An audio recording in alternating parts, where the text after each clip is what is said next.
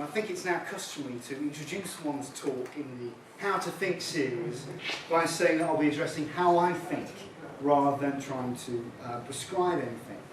Indeed, Jonathan Swift, about whom I'll be speaking for sort of at least the first half of the paper, was suspicious of anyone aspiring to dictate a methodology of how one should think or should write. And his satire sort of targeted such ambitions on numerous occasions, arguing that those who follow or claim they're following the most rational methods are normally barking mad. So, I'm going to embrace the scholarly lunacy of this enterprise and talk through the methodological issues I've encountered whilst working on my previous project on Swift and science, and some of the things I'm beginning to think about in relation to my new work on solar technology. And I'm going to put these forward very much as case studies rather than models. So by literature and science, I mean that field within literary studies which explores relations between the two in a number of ways. The field originally involved placing literature in the context of science, analysing science as an influence upon, or a context for literary texts. And it's since included things like reading science as literature, acknowledging the importance of narrative, analogy, metaphor and so on to the construction of scientific knowledge. And so applying the techniques of literary analysis to scientific texts.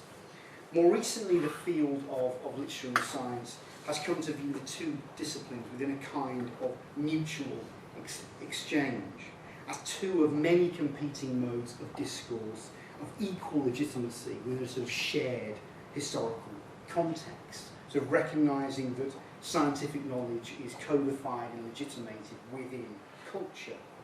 And the sort of philosopher's stone, or Higgs boson, or what have you, of this kind of work is the identification of the influence of literature or art and culture more generally upon some aspect of science. And that's sort of far harder to prove and hence sort of rarer in this sort of scholarship. Now, literature and science is a relatively old field within the discipline of literary studies. In fact, one of the earliest pieces of literature and science scholarship was on Swift, in Marjorie Nicholson and Nora Moeller's 1937 essays on the voyage to Laputa in Gulliver's Travels. And those essays sort of show the huge debt that Swift owed for his outlandish experiments in the Academy of Lugano to real experiments of the Royal Society. But the field of literature and science has, I think, risen in prominence during the past 20 or 30 years or so. This is probably for a number of reasons. First, there's Gillian Beer's groundbreaking work, Darwin's Plots, of 1983, which sort of showed how fundamentally Darwin's ideas were influenced by culture and highlighted the sort of dense literariness of his language. I think Beer's study was just sort of so well done that it stood out beyond the confines of the particular field and became a sort of inspirational model. It drew more people in to think about literature and science. Second, the growth of social studies of science since, I suppose, at least the 70s has given literature a more legitimate place within history of science scholarship. Third, the recent emphasis in public policy on the social utility of the humanities has particularly emphasised the crossing of disciplinary boundaries with the sciences, or at least suggests sort of directing the gaze of the humanities towards the sciences as sort of subject matter. So, for instance, addressing the British Academy in March 2011 on the topic of the arts, humanities and social sciences in the modern university, David Willits argues that, quote, their public value, as in the public value of the arts, humanities and social sciences, comes across most clearly when we see how the natural and medical sciences find themselves needing to draw on insights from arts, humanities and social sciences. So, and Willits' sort of comment sort of crystallises what had already been happening within sort of research funding providers, particularly the HRC, where a major focus of concern has become the public understanding of science, or PUS, as Simon Schaffer has abbreviated it. Now, this could be seen as a positive thing, having one's research interest in vogue with the funders is handy, although I'm going to get the violin out now. I've yet to capture any grants that way myself. But it also sort of creates some pitfalls in sort of potentially warping the intellectual content of one's work, which I'll sort of come back to later. Now, this, as sort of Michael mentioned, this talk has sort of caught me during that second, difficult second monograph period, and it's sort of an opportune time to think about methodology. When I started my work on Swift, I knew I was a historicist broadly, but I didn't have a clear methodology as such. My approach was sort of stemming from the texts themselves, the sort of questions that they seem to be asking. But of course, you know, I was following a rationale and a set of assumptions, but ones that I've become more conscious of lately. And I'm hoping that, you know, the act of doing this talk will help me consolidate my thoughts, you know, and improve my research. So, why did I choose to work on Swift, especially? Well, I think what was crucial to me was Swift's ability as a parodist to inhabit the voices of others and to appropriate so intricately other discourses. And because of that sort of ventriloquism, there's a wonderful tension there between ridiculing the ideas, the style, the form he's borrowing, and the creative potential of things he's assimilating. That using this mock form or mock voice, he brings forth, he gives sort of license to things that would otherwise go unsaid or could not be achieved in any other way through any other particular literary form or genre. I suppose the best known example of this is A Modest Proposal, so which coolly and clinically recommends the eating of poor Irish babies to resolve an economic crisis. And it's all done in the voice of a political arithmetician or technocrat statistician. And whilst Swift is sort of parodying and satirising a kind of projecting mindset there, he's also articulating in a provocative fashion the ideas that were not being sufficiently heard enough through his own serious pamphlets. You know, he twists his own ideas round to form this parody. I suppose the other question is that of all the early 18th century writers to explore in relation to the sciences, why did I choose Swift? I think for his period, he offers arguably the most complex relationship to natural knowledge, the aim of those inquiries we now term the sciences. Many of these contemporary poets celebrated the new discoveries in science. Whilst in Goethe's travels, Swift had appeared to write the most damning critique of the scientific project. And yet it was clear to me that science and technology were so imaginatively rich for him, serving as important vehicles, not just or not always targets of satire, and inspiring some of his greatest flights of fancy. So on the title side, a gravity-defying island powered by magnetism. And while the topic of Swift and science had been addressed in a number of articles and book chapters, it was evident to me there were significant questions that still needed to be answered. The general consensus had been that Swift was sort of vehemently opposed to the methods and purposes of science. But I wanted to interrogate that assumption a little, particularly through exploring the personal, the political, the social aspects that hadn't been considered in much detail previously. Now, as historians of science, Stephen Shapin, Simon Schaffer and Larry Stewart have shown, during the early 18th century, the coexistence of rival accounts of nature, such as Newtonian and Cartesian theories, meant that by asserting the legitimacy of their representations, natural philosophers would consequently sort of disqualify other knowledge systems and practices. And those sorts of conflicts, are taking place in the cultural field. They are making use of political, moral, theological, aesthetic resources. And science itself sort of plays a significant role in defining the authority and legitimacy of public institutions. So while not denying that Swift sort of sometimes spoke out against specific scientific theories, practices, discourses for purely philosophical reasons, as I put in inverted commas, my project wanted to show that the personal and political animosities for and between individuals and institutions over single affairs could boil over to encompass everything. So science therefore became a sort of important battleground for Swift's satire, where it was sort of less libellous to laugh at someone for their obsession with calculus or fossils and so on, rather than to accuse them of political corruption, religious heterodoxy, that sort of thing. I also wanted to make a case for the intellectual importance of some of his more neglected poems and satires, alongside Gilbert's travels and other prose works, and to use these more marginal writings to sort of map a sense of whether and in what way Swift's attitudes to science changed over time. And I've noticed a sort of tendency within some Swift's criticism to universalise Swift's attitudes, to assume that his opinions in a work or a letter of 1692 are exactly the same, automatically sort of commensurate with what he was saying in 1732. And it's probably Edward Said's chapter on Swift the Intellectual in his book The World, the Text and the Critic, 1983, that convinced me to consider, or at least consider at first, all of Swift's writings as in some way composed for particular occasions, serving particular interests in particular places, but obviously with intended general applications that come from that.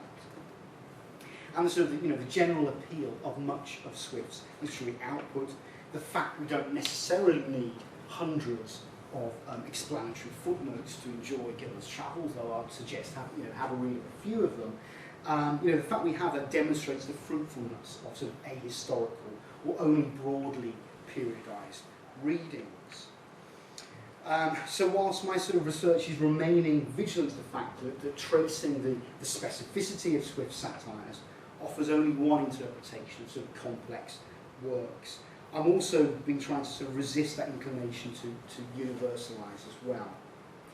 And I did find that Swift's attitudes to science and its practitioners and its popularisers did alter over time and between texts and reflect his changing cultural allegiances. And that we may also discern that some of the more extreme stances taken and energies unleashed are rhetorical ploys rather than ideological statements. Now, in numerous works, particularly Gilbert's travels, where the Lilliputians can be woken from their philosophical trances only by hitting them round the head, Swift created a caricature of the aloof scientist engaged in impractical research, such as extracting sunbeams from cucumbers. And that caricature was sort of borne out in a way in the specialisation and professionalisation of science during the 19th century, and still endures in public perception now. But Swift's image was one that 18th century natural philosophers and their apologists kept in focus, functioning as a sort of kind of satiric arbiter of, quote, the vain pretensions of the idly speculative tribes, as one of Swift's earliest biographers puts it. And there's certainly evidence of this. We have John Conduit, for instance, who succeeded Sir Isaac Newton as Master of the Mint and married Newton's half-niece. Name checks and paraphrases section 9 of Swift's A Tale of a Tub in his notes towards a biography of Newton, claiming that, quote, fancy never got astride Sir Isaac Newton's reason, and there's a reference to A Tale of a Tub in the marginalia. Although those with knowledge of the great man's alchemy might have taken a different view of that. Meanwhile, in Francesco Algarotti's Newtonism for the Ladies of 1737, which did much to popularise Newton's ideas across Europe, a dialogue is staged between a marchioness and her enlightened tutor, and the lady's superstitious fears of solar catastrophe are compared to, quote, those of the Lilliputian school. So for all of the charges of philosophical conservatism placed at Swift's door, appropriations of his provocative satires lived long within the culture of science, and their legacy is seen in the Annals of Improbable Research magazine and the Nobel Prize associated with it, which sort of keep in check, at least laugh at the excesses of experimental inquiry. So although satirists during their lifetimes might lament the limited agency of their work in the real world, there's a long-term sense of their purpose we need to appreciate. But at the time of writing the monograph on Swift, I was only really interested in the possible influence of his writing upon scientists' opinions of themselves or of cultural perceptions of science within the confines of the early 18th century. And this is partly because sort of the long-term reception of Swift's writing on science would be a different kind of project involving different kinds of resources. And in any case, I thought there needed to be a sort of reassessment of Swift's writing on science within its own period before embarking on that sort of diachronic type of study. But I'm slowly gathering evidence, and I hope there will be a sort of small project on scientists who've read Swift at some point. Now, there's obviously an issue about the fact that science as we know it did not quite exist in Swift's time. In the early 18th century, the word science meant knowledge more generally, although there are some instances where the word is used specifically to refer to natural philosophy, that precursor to natural science. But despite the sort of historicity of that word, science is still attractive as a term. So natural philosophy, if I call the book Swift and Natural Philosophy, it wouldn't quite capture the array of emerging disciplines with which Swift engaged. And it would be more appropriate to think of multiple sciences than a single science. And the 18th century is no longer seen as that sort of time of divide between C.P. Snow's conceptions of the two cultures of art and science. But it's viewed as pre-disciplinary in its organisation of knowledge. So in my work, I've been trying to appreciate that Swift was responding not to a single discipline, but to a range of social and cultural practices and epistemological perspectives, and try and make apparent that Swift's works reflected, even contributed to, the development of boundaries between arts and sciences and between methods of scientific inquiry. Now, even if we have a clear notion of what these sciences were, in itself problematic, especially when we try and think of defining the difference between alchemy and chemistry, for instance, recognising them in literature is a further problem. How do they make themselves manifest? In subject matter, metaphors, analogies, or in narrative form? Can we identify which precise scientific idea Swift is alluding to? And where does science end and literature begin? In the period I'm looking at, natural philosophers use various genres and forms to transmit knowledge, including the dialogue and the philosophical voyage, modes that became more associated with literature. Whilst the scientific journal article, as we know it now, was in an embryo form. We also see a new market associated with natural philosophy arising within the world of prospectors, engineers, financiers, and so on. And it was thought there were many unscrupulous, opportunistic projectors who were exploiting the growing belief in the benefits of new knowledge and technology.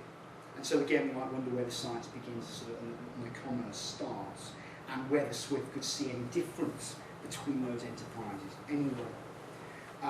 More significantly, we have theological writings which appropriated scientific discoveries in their arguments from design.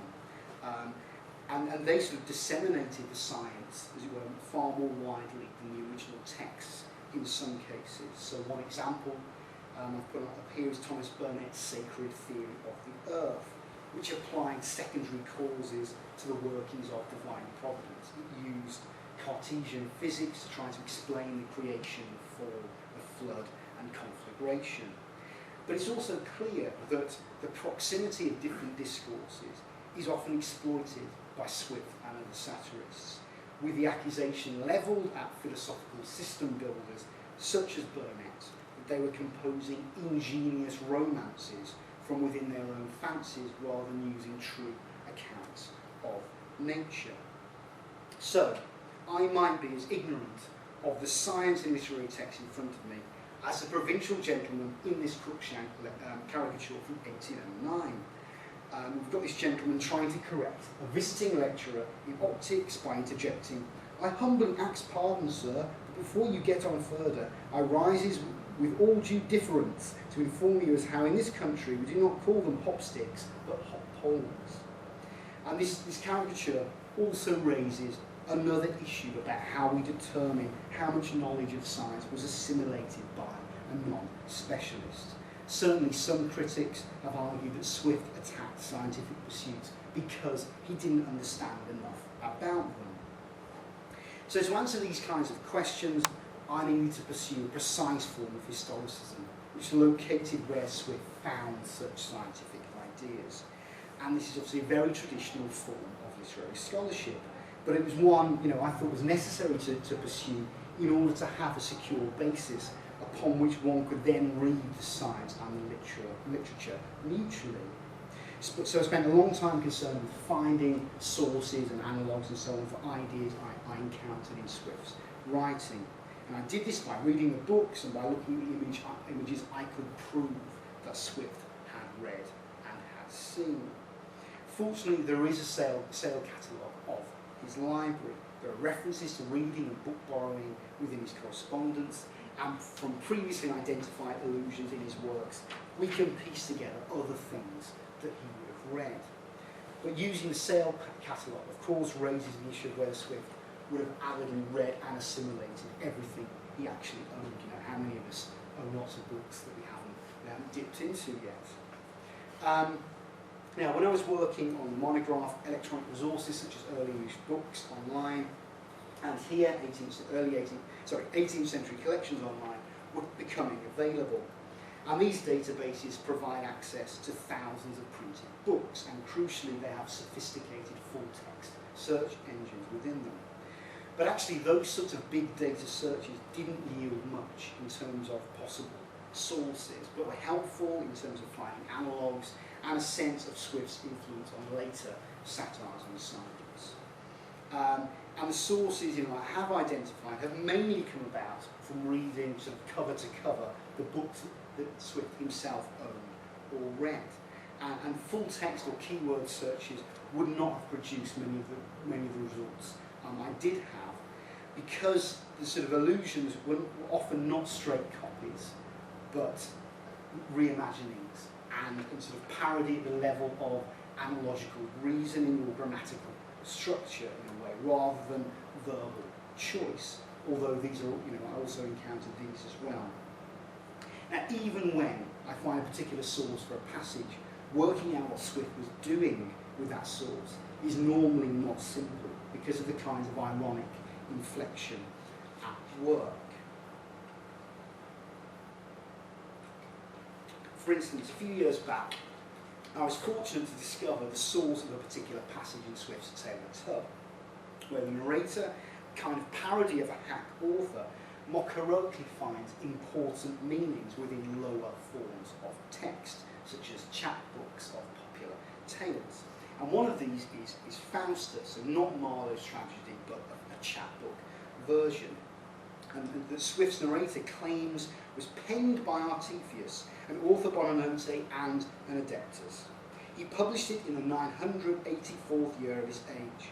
This writer proceeds wholly by reincredation, or in the Via Humida, and the marriage between Faustus and Helen does most conspicuously dilucidate the fermenting of the male and female dragon. So to sort of quickly explain this parody of alchemical verbiage and allegorical obfuscation, Artephius was a fabled alchemist who had apparently discovered how to prepare the elixir of life, and so achieved the status of adeptus. The Helen mentioned here is Helen of Troy, whom Faustus marries in some versions, in some chapbook versions of the story. The conjoined male and female dragon was an alchemical figure often used to personify opposite objects of matter, normally sulfur and mercury. Alchemical reincredation is, as it sounds, a process of making a substance crude again in a kind of chemical recycling. And here Swift's narrator is using it to describe Artephius' method of literary composition.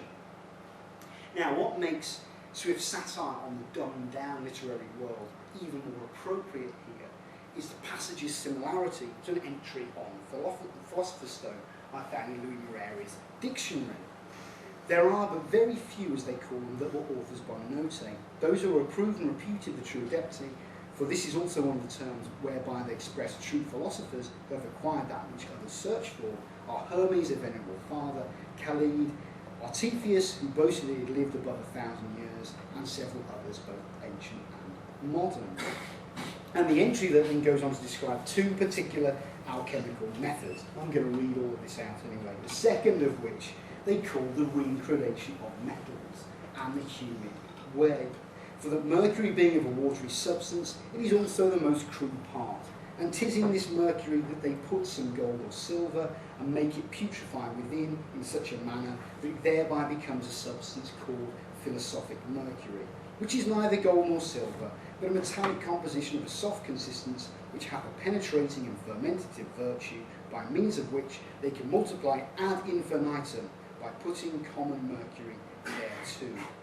So the encyclopedia entry clarifies reincredation as a process of generating philosophic mercury over and over again, with just a little bit of gold or silver from elsewhere and lots of common material. So it becomes a useful trope to describe the work of plagiarising hack authors. Now, Swift's name is included in the subscription list to the dictionary, so it seems fairly conclusive that a key source for tale narrator's commentary on the chapbook Faustus originates here, given the number of verbal echoes.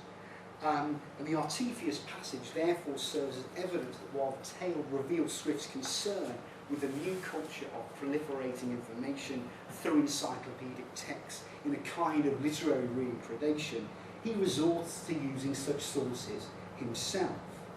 So Swift ironically assumes the voice and the mindset of a hack author to such an extent that he even adopts their tendency to plagiarise and assimilates this borrowing into the satiric function of the Tale of the Tub.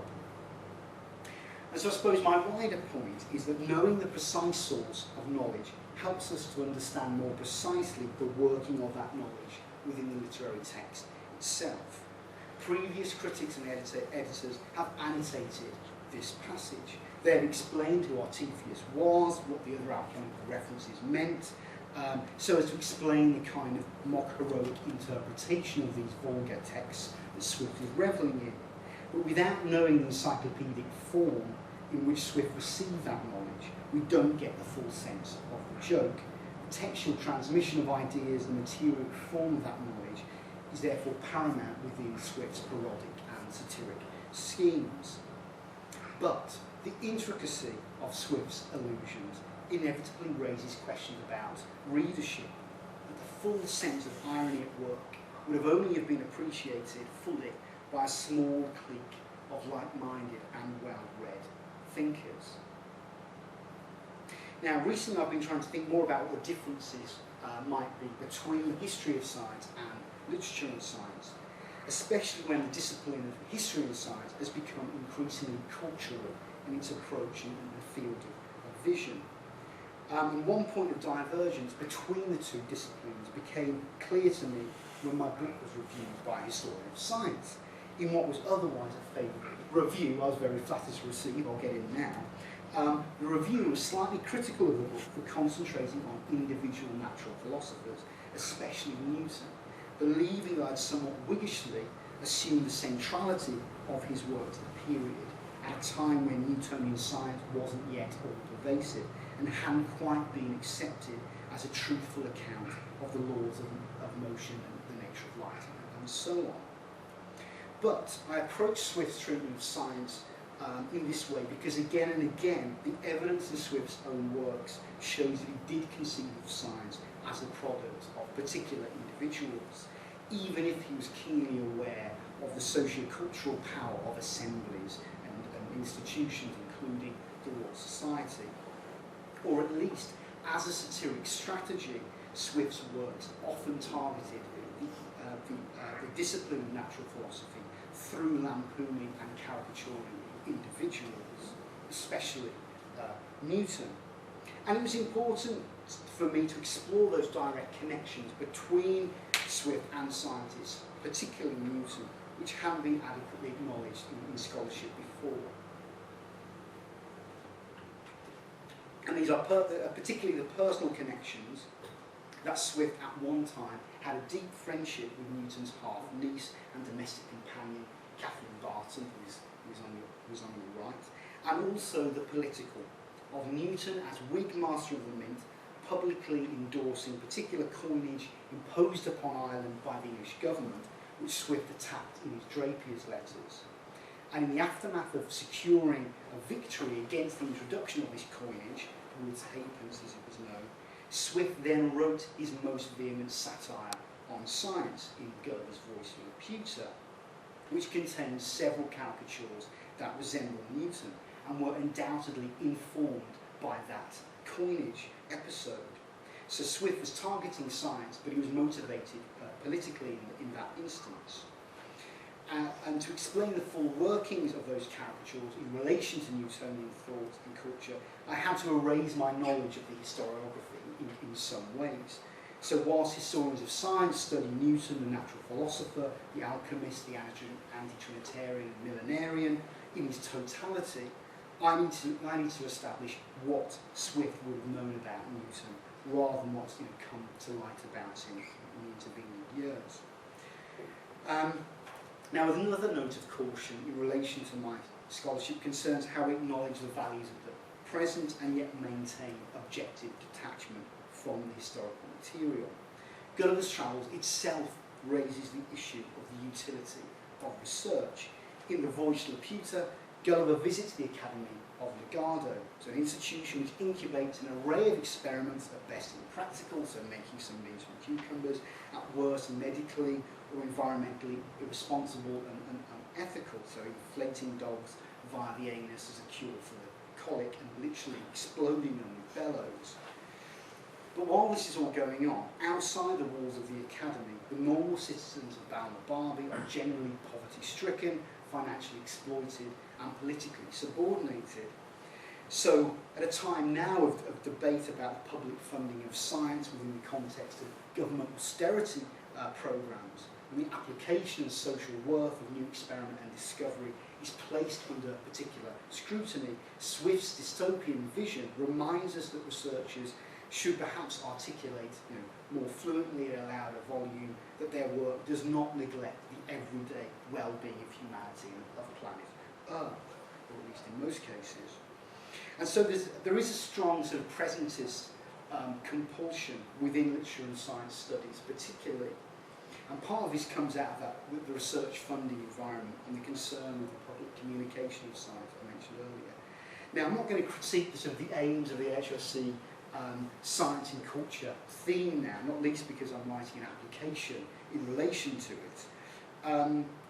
But there's a slight conflict between, on the one hand, historicist scholarship which grounds itself within the period and isn't concerned with whether the science researched turned out to be a massive dead end, and on the other hand, sort of justifying the value of the research in sort of Whiggish terms, saying I'm studying literal science of the past that has influenced the present, and that's why you should give me that research grant or accept that book or accept that book proposal and so on. So that this sort of problem needs some careful negotiation, especially in relation to my new project on solar technology. But I'm hoping I can try and find a way through to sort of advocate that the past can illuminate the present and the future, but sort of on its own terms. Now, I mentioned in the beginning of my talk that recent studies of literary science have placed an emphasis upon the historically specific context which both the science and the literature share, and identifying the tropes and the metaphors on which they both draw, rather than just using science as a way of contextualising literature. Moreover, in the last decade or so, many historians of science have become attentive to the social networks that produce and exchange knowledge. I'm very aware I'm talking to a room full of sociologists at this moment. So these are networks of people, ideas, objects and texts that reach between and across disciplinary, geographical and institutional boundaries and beyond the traditional spaces of knowledge production. So not only looking at universities, societies and laboratories, but also commercial and domestic sites. They're also sort of breaking down distinctions between scholar and artisan and contemplation and manipulation. And I think this shift of focus has given new impetus to literary science studies, which can contribute to the story of reception and assimilation of ideas and objects within these wider cultural realms. I think there's also potential now for useful cross-fertilisation between material culture studies that has this sort of particular area that's had this huge renaissance, or at least has grown exponentially in recent years, and literary science, and history of science, and history of technology. So a new project on solar technology is trying to explore ideas about literature and art in relation to material culture and networks of knowledge. Now, my definition of solar technology is still taking shape, although I'm tending to focus more upon forms of artificial device that use the sun to produce energy, such as parabolic mirrors, burning lenses, selenium or silicon photovoltaic cells, and artificial photosynthesis systems, most recently, and less upon those involving communication or measurement. And the early modern period is my starting point, because it's from around that time that real solar technologies came into existence, although they've existed in myth for much longer than that. And I'm hoping this study is going to have a broad historical focus, working right up to the present day. Ian McEwan's solar springs to mind at this point for many of you, I'm sure. Now, the first solar technologies were burning mirrors and lenses, and I've started tracing their history along the 18th century across literary, visual and scientific discourses, revealing the ways in which these objects captured the imagination and claimed a special status within the culture of natural philosophy because of their photothermic abilities.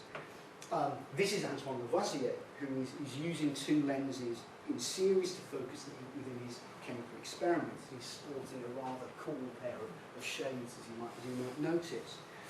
So we have these large burning mirrors and lenses of up to 3 feet in diameter, made from glass or polished metal, usually steel or copper, that seem to emerge straight out of myth.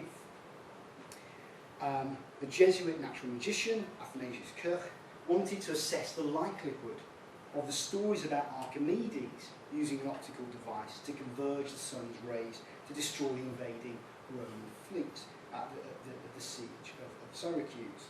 And so in the mid-17th century, Kirch built his own, and this is an illustration from his book, The Great Art of Light and Shade. And following this sort of act of reconstructive archaeology, the primal moment of Archimedes' mirror, harnessing the sun's power, that shines across the next century as a form of philosophical and cultural inspiration. It establishes a sort of interplay between knowledge of these burning specula as both mastery of past narrative and projection of future progress.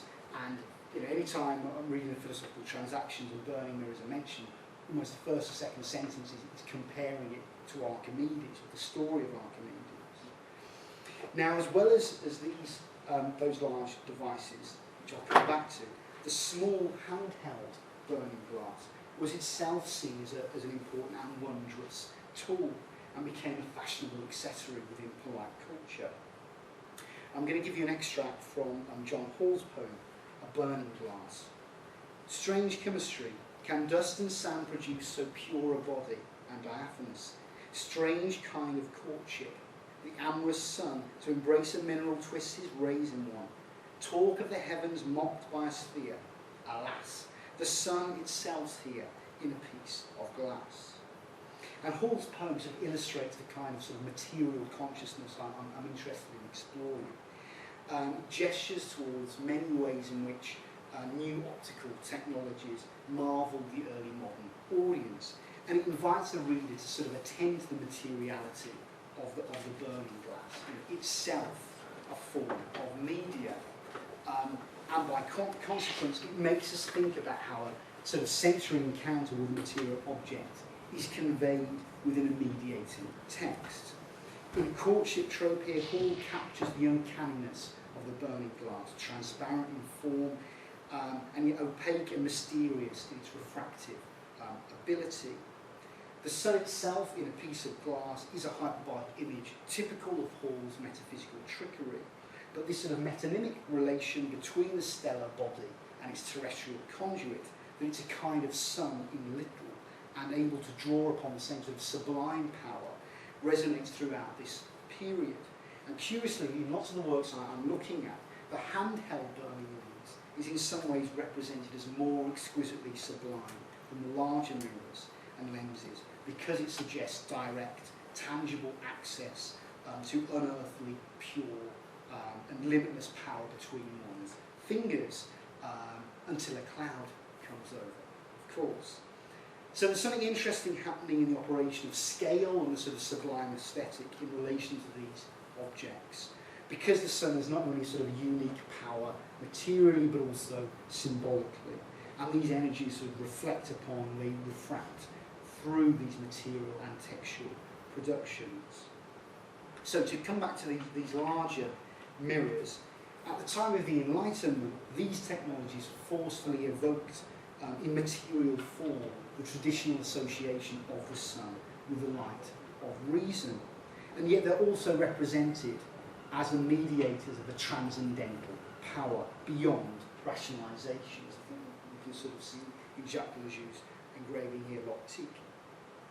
So this project is inviting me to consider that although we might speak of a sort of rise of philosophical devices during the 17th and 18th centuries, many of them had existed as instruments of natural magic, producing entertaining and uncanny effects rather than knowledge.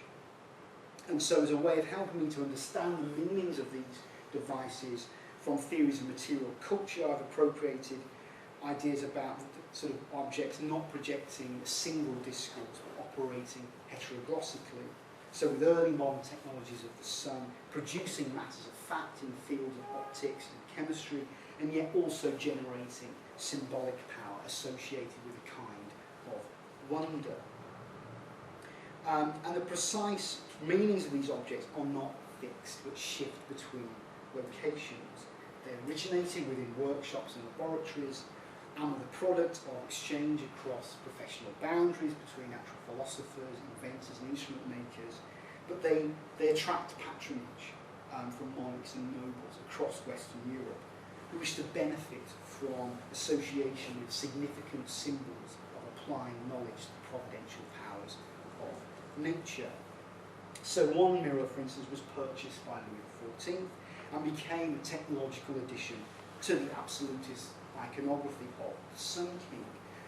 So on the left is an engraving by Sebastian the Clerk of a probably imaginary visit to the Paris Academy by Louis, with the burning mirror as a central spectacle, reflecting the glory of the king. On the right is a close-up of the mirror, which is still in existence. So crucially, the objects weren't just tools, but they were themselves displayed as works of visual delight and imagination. They were exhibited in pleasure gardens. They were like a sort of hall of mirrors in themselves. And there were accounts of those particular experiences. In literature, they stimulated consideration of technological, epistemological and social issues as well. So this new project is giving me the chance to think about the role of literature within these social networks of knowledge, to explore how myth and other types of fictional narrative have inspired science, and sort of argue that there are important stories to be told about symbolic and imaginative investment in forms of technology.